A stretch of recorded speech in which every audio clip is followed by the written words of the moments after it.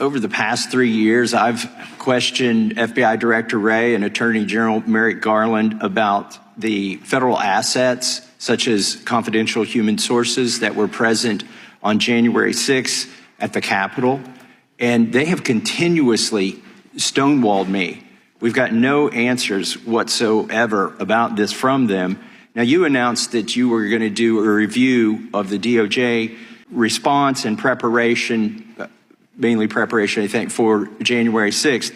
When did you start that review? When did you announce that review? We announced it in 2021, but we ended up pausing it because of the ongoing criminal cases consistent with how we perform our work. We reinitiated it last year, and I'm in the process of reviewing a draft of the report.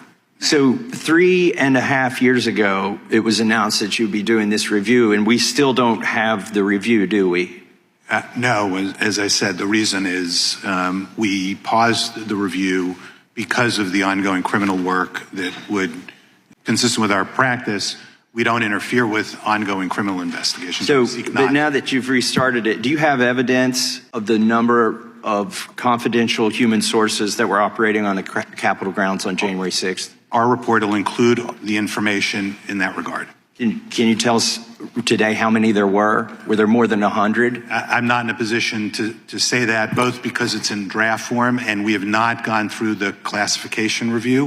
And so I need to be careful on what I say. So we're 4 years in. The reason to do these reports, I think, is so we don't make this, if there were any mistakes, not to make the same mistakes again. But we are just weeks away from the inauguration. We're 4 years, almost 4 years into this report. When is it going to be released?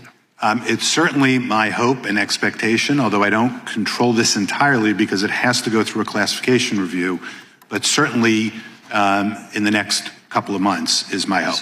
Is there any consideration for the election about the release of this report? Would you delay it in order to not release it right before the election?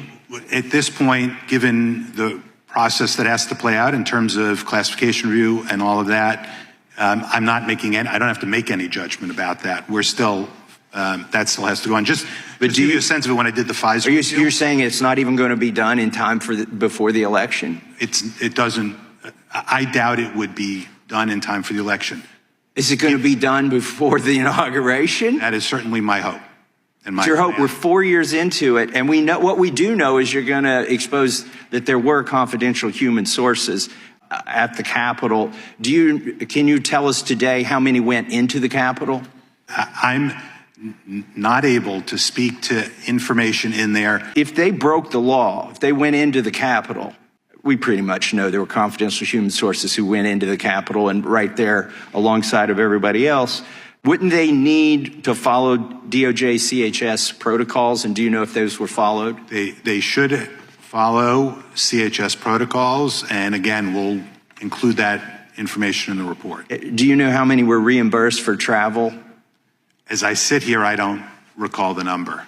But I don't recall, or you won't tell us? Well, and if I did know it, I wouldn't be in a position to tell you because we still have to go through. We're 4 years into this. You're supposed to be the organization that goes and gets these answers when the FBI and the DOJ stonewall Congress. But I feel like, we're 4 years into this. We're not even going to get this information you're telling us now before the election, and maybe not even before the next inauguration. How would we make any corrections or without that information?